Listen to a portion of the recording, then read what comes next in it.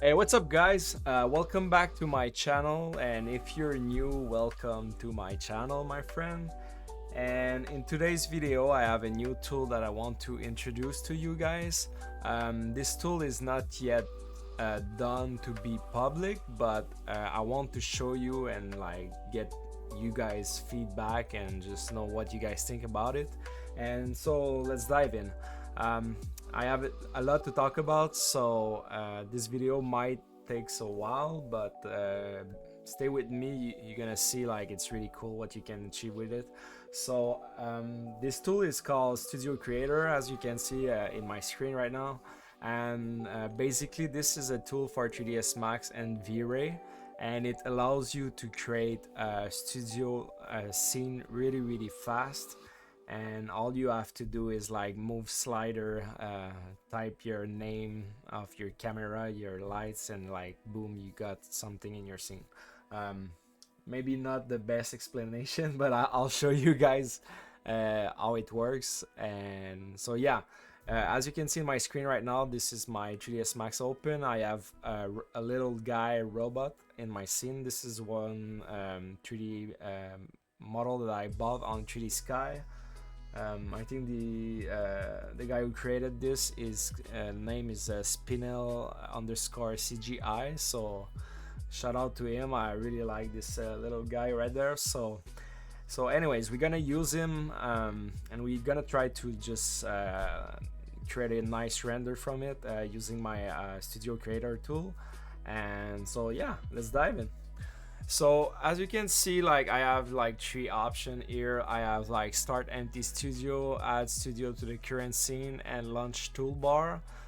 So since I already have this guy in my scene, I'm gonna click on add studio to the current scene.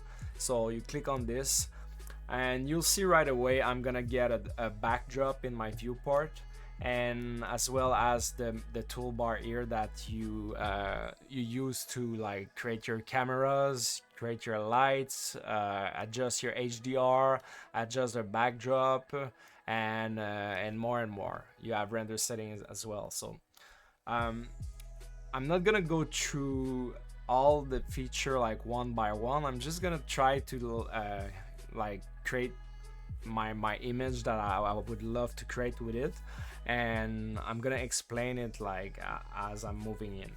All right, so the first thing that I want you to see is the backdrop. So I'm gonna close these tabs just like this, and I'm going to actually I'm gonna launch the IPR of V-Ray frame buffer so we can see what I'm doing.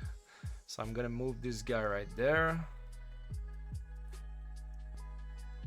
just like that, so we can see the best preview. All right, so as you can see right now we don't see my backdrop in my scene, and we can tell that there's already a lighting up my scene. And this is because by default when you launch Studio Creator, you already have an HDR map set up in your scene, and you can swap it really easily. You can play with the intensity, with the reflection, everything. So yeah, we have a light, HDR light. You can see in the chrome ball right there. I have this, and even if we don't see my backdrop, I still do have the backdrop reflecting. And this is because if I go to my backdrop option here, I'm using the backdrop. If I uncheck this, you can see now that we don't see my backdrop no more, so my backdrop is not affecting my scene. And if of course if I want to see my backdrop, I can just check visible, and now I can see my backdrop, right? If I click on box mode, this is going to just toggle the box mode for the backdrop in my viewport, but not in my render. And if I don't want to see my backdrop at all, I have three choices. I can just hide it just like that, so now it's not being used at all, or I can just uncheck this, but it's still there in my viewport, and you can delete it if you don't need it at all. All right, so I'm just gonna put it back, And so you have some feature, some option that you can do. So you can change the overall color of the backdrop if you want, just like that.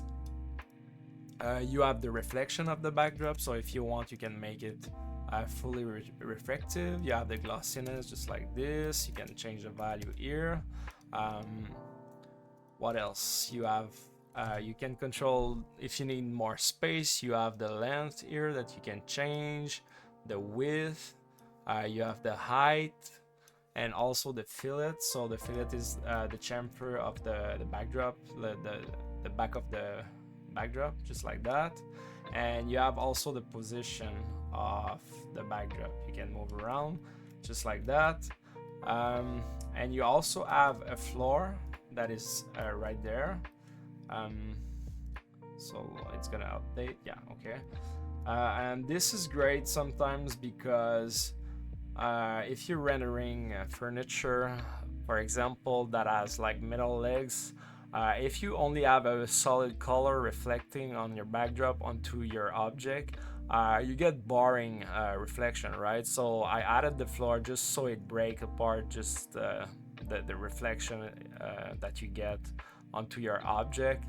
And you can play with the gain to change the overall color. So like if you lower this, it's gonna be like all the way black, but if you increase this, it's gonna be lighter, stuff like that. And you can also change the reflection. So if at 1 it's like what you get here, but if you lower this, it's gonna be more matte, just like that. All right, so just a small feature if needed. And you also have so let me scale this up like this. You have matte shadow. So if you check this, now you have matte shadow happening just like that. Can we see? Yeah, it's hard to tell, but yeah, it is right there. Maybe if I go and lower my HDR.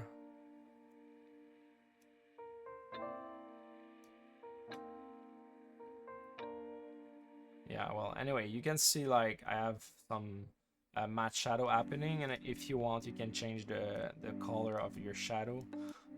Don't know why you would do that, but if you want you can do it just like that.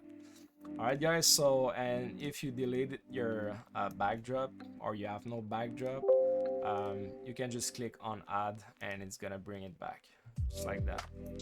But it's gonna, I think it's gonna reset, not sure, but anyways, yeah. All right, so that's it for the backdrop. So next up you have the HDR options. So just gonna toggle the backdrop invisible so we can see better the HDR. So in the HDR option, if you uncheck invisible, you can see your HDR being used in your environment. You can change the scales here, not the scales but the resolution of the texture, use it. You have light intensity, reflection intensity, and this is because I split both so you can play with them and get different results. Like for example, if you, let me zoom in on this ball right there, this chrome ball. You have a little lock icon here. If you uncheck this, now you can control both separately. So for example, if I lower my light now, you can see I'm using only my reflection to light up my scene, kinda. And if I increase this, you can see now like my reflection is getting like really higher. And same for the light, like if you lower the reflection, you can see now I don't have any reflection and I only lighting up my scene using the lights. And this is great because you can, just gonna lower the volume of this. This is great because sometimes you can like feel like you need maybe more reflection onto your object. Well, you can just bump the, whoops, sorry. Just gonna resume on this guy. So yeah, you can just increase this just a little bit and you get like more reflection right away, you know. So anyway, you can do that if you want to. I'm just gonna log them back.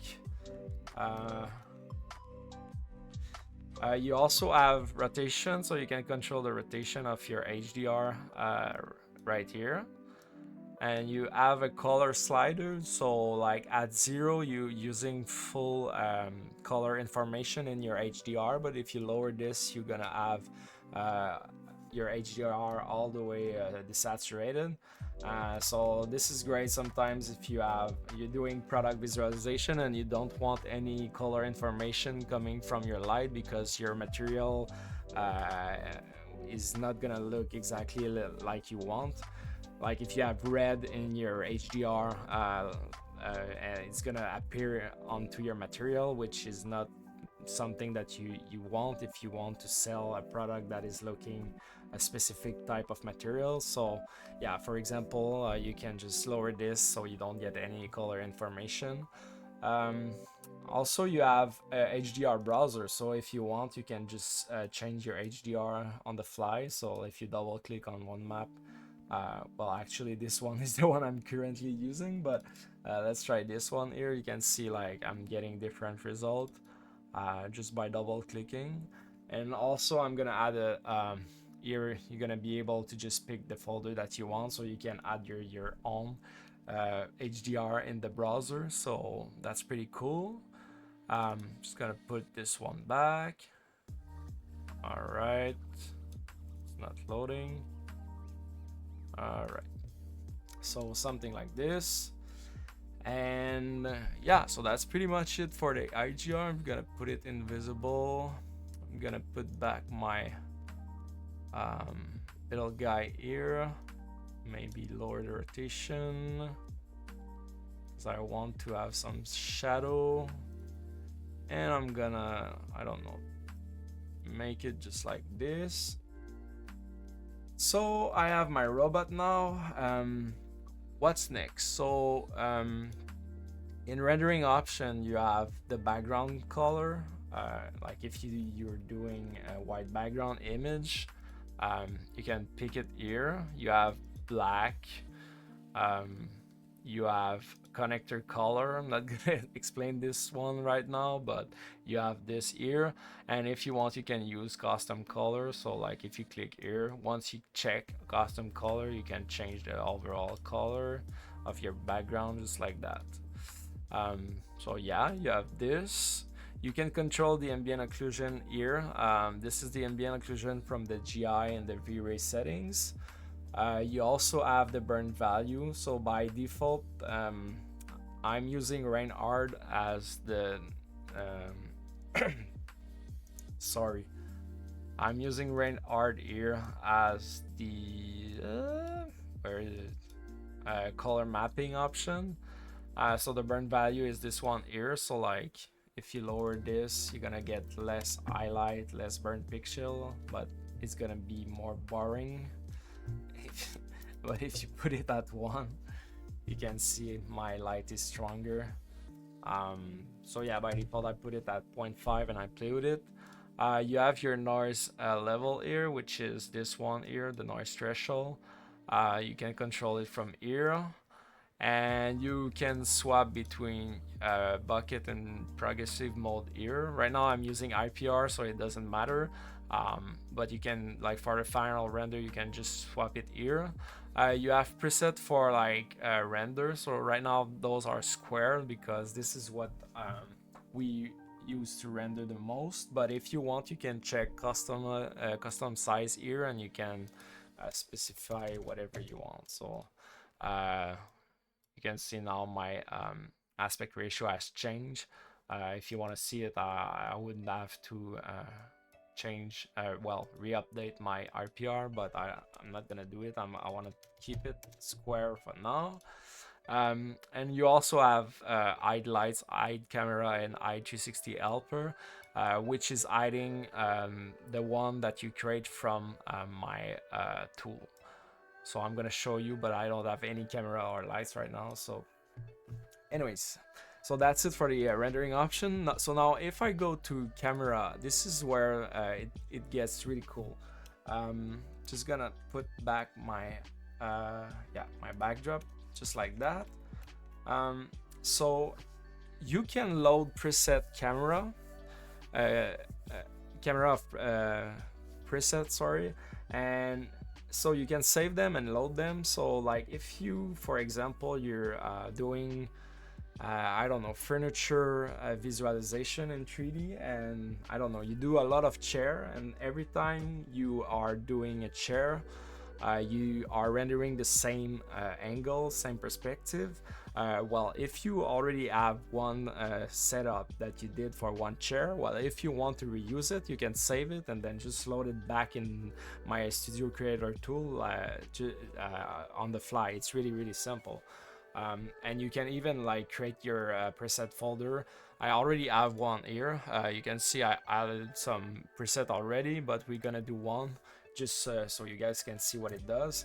So how do you create camera? You just move around in your perspective mode, and you just, for example, I'm gonna put one like this. You type the name, so I'm gonna call it like cam1, and I'm gonna create my camera by pressing add, just like that.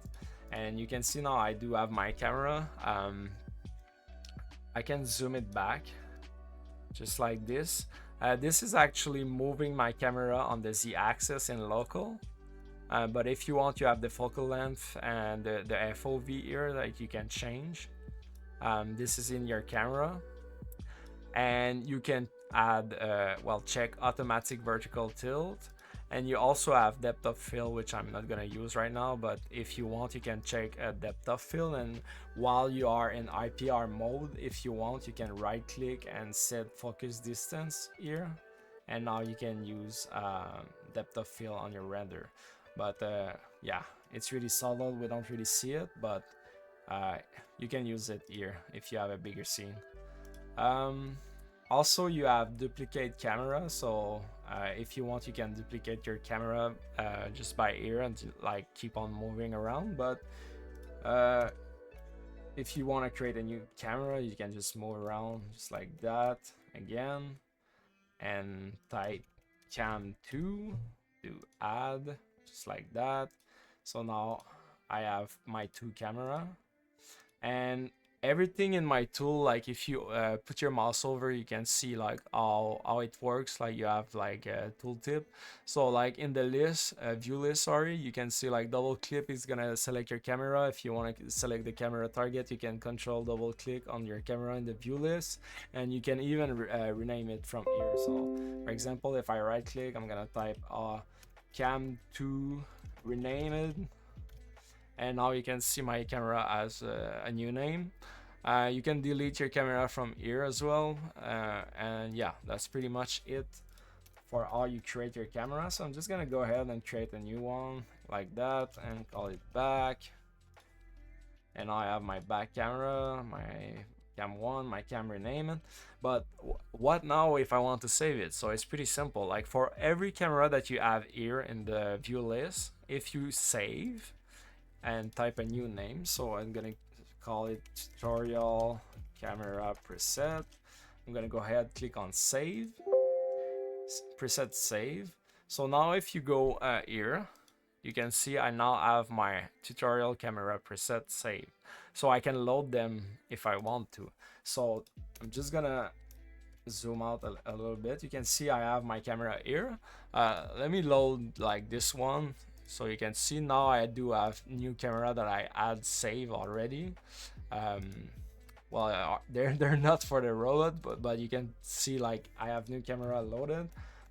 Mine that I just created are now gone, but if I want now to save my tutorial camera preset, I can select this, click on load, and now I do have the one that I just created with you guys, just like that. So it's really simple. You can save like, yeah, you can have a tons of camera preset, which is really cool. And this is how you load and save them. And all you have to do when you first load it, it's gonna ask you to set up your camera preset folder the first time you launch the tool. But if you want to change it, you can just come here and right click on this, and then you just go and pick whatever folder that you want. All right. And the blue one is just for me right now, it's not gonna be in my public release of this tool. So you're only gonna have this one right there. And also you can change the camera exposure of your camera by coming here. So you can see this is controlling my camera exposure, but this value here is controlling the exposure for all cameras. So you can see now in all my camera I have a darker image. So by default it's 7.7. So yeah, that's pretty much it for my camera option. So now what if I want to create cool light? So you open the the light tab, just like that. I'm just gonna go like this, and I'm gonna go ahead and hide my camera like this. And yeah, we are going to create new light in my scene, but I'm going to just gonna lower this just a little bit because I don't want too much of my HDR, because I want to light up my my robot using some light. So even darker like this. All right.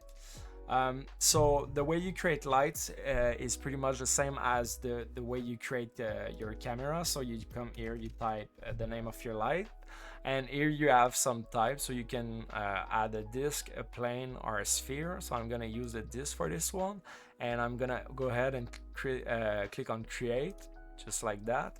And now you can see, like, I now have my main lights. I do have a circle here, and this circle is a helper for controlling my lights with the slider that you have here. So if you have no light selected, it's because you need to come here and click on your lights so it gets selected, and now you have access to all the parameters here.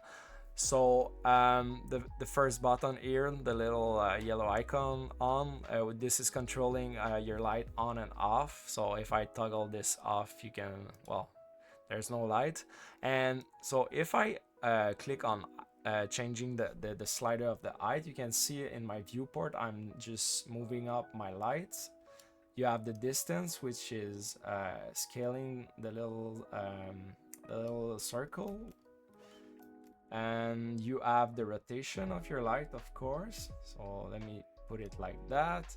You have the intensity and the size. So if I increase the size of my light, just like that, let me put it like even higher, like something,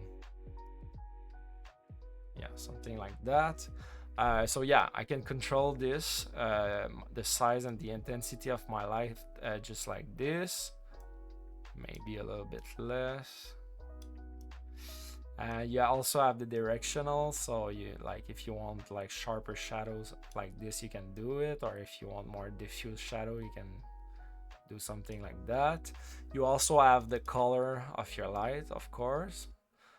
So super red, you can check on affecting your diffuse, reflection, specular. You can decide if you want to cast shadow here. So yeah, just basic stuff that you get in your viewer lights, but you can do it right here, which is pretty cool. And yeah, that's it for the light. It's pretty easy, and if you want, you can even like duplicate your light. You can quickly duplicate it by clicking on left click, but you can also rename it by right clicking. So you can do right click, the main light 2, and this light is gonna be at the same position or of the other one, but that can be great. Like for example, I'm just gonna go ahead and delete this and redo it. Let's say I have okay, I'm just gonna lower this, put this one at like yeah, at 0. So I'm lighting this bad boy from the left like this. By the way, you have a little helper here, a blue helper, and this is controlling the target of all your lights. So if I move this one here in the middle of my object, for example, just gonna lower this one. If I increase the size of this, if for example I want this main light to be the opposite here, I can just duplicate this like that, select the new light that I just created and make the rotation to be like 180. Whoops, it's not 180. Oh no, this is in percentage, so it's gonna be 50, my bad. If I put it at 50, you can see now I have this light there and the other one here. And by the way, guys, every time I'm selecting my light, you can see I can only see one light in right now, and is the one that is selected. And this is because the button here is enabled. So if I uncheck this button here, you can now see I can see my light in my all my light in my scene, in my viewport. So by default it's on, so every time you select one, you only see the light that you're working with. So yeah, that's pretty much it for the lights. And I'm planning on adding the same type of preset option as the camera for the lights. So for example, if you like the light setup that you just created, well, you can save it and then load it back to any other render that you're trying to do, which is pretty cool. So yeah, I'm gonna add this. You can refresh your light here. All right, so yeah, so that's pretty much it for this. Let me go ahead and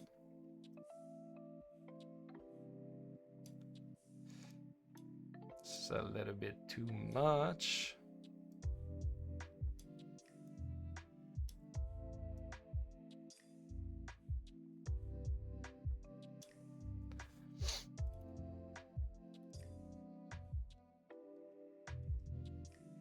Trying to make something cool.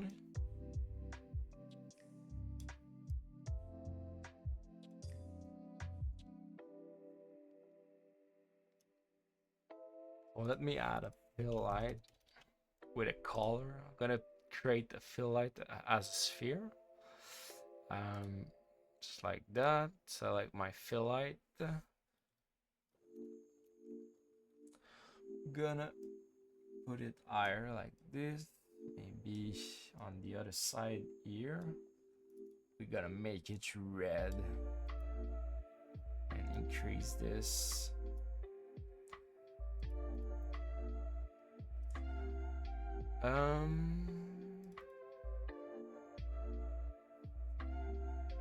Change the light of this one to be blue.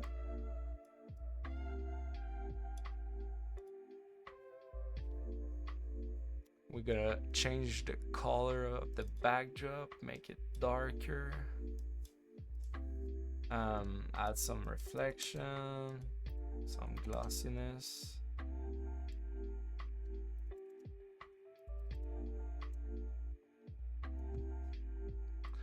Change the length, like that. And maybe zoom out my camera a little bit.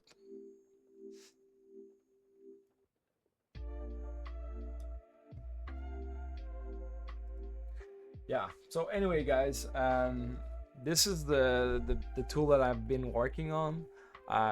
You can achieve really cool stuff, really cool render with it, like really fast. Yeah, this might not be my best try, but I just wanted to go over the feature for you guys. So guys, let me know down in the comments, what do you think about this? Do you think it can be helpful for you?